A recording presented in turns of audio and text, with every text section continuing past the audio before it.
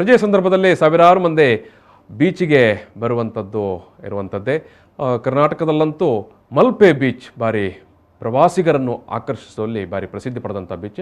ಈ ಮಲ್ಪೆ ಬೀಚಿನಲ್ಲಿ ಪ್ರವಾಸಿಗರ ಆಕರ್ಷಣೆಗಾಗಿ ತೇಲುವ ಸೇತುವೆಯನ್ನು ನಿರ್ಮಿಸಲಾಗಿತ್ತು. ಈ ತೇಲುವ ಸೇತುವೆ ನಿರ್ಮಾಣಗೊಂಡು ಸಾರ್ವಜನಿಕರ ಒಂದು ಪ್ರಯೋಜನಕ್ಕೆ ಲಭ್ಯವಾದ ಕೇವಲ ಒಂದೆರಡು ದಿನಗಳಲ್ಲೇ ಈ ತಾಂತ್ರಿಕ ಅಡಚಣೆಯಿಂದಾಗಿ ಅಥವಾ ತಾಂತ್ರಿಕ ತೊಂದರೆಯಿಂದಾಗಿ ಈ ಸೇತುವೆಯ ಸೇವೆಯನ್ನು ಸ್ಥಗಿತಗೊಳಿಸಲಾಗಿದೆ. ಇದೀಗ ಈ ಸೇತುವೆ ಜನರ ಬಳಕೆಗೆ ತಾತ್ಕಾಲಿಕವಾಗಿ ಸ್ಥಗಿತಗೊಂಡಿದೆ. ಸಮುದ್ರದಲ್ಲಿ ಅಲೆಗಳ ಅಬ್ಬರ ಇತ್ತೀಚೆಗೆ ಹೆಚ್ಚಾಗಿದೆ. ಅಲೆಗಳ ಅಬ್ಬರಕ್ಕೆ ಸೇತುವೆಯಲ್ಲಿ ತಾಂತ್ರಿಕ ದೋಷ ಕಾಣಿಸಿಕೊಂಡಿದ್ದು, ಸೇತುವೆಗೆ ಅಳವಡಿಸಿರುವ ಬ್ಲಾಕ್ಗಳು ಚೆಲ್ಲಾಪಿಲ್ಲಿಯಾಗಿವೆ.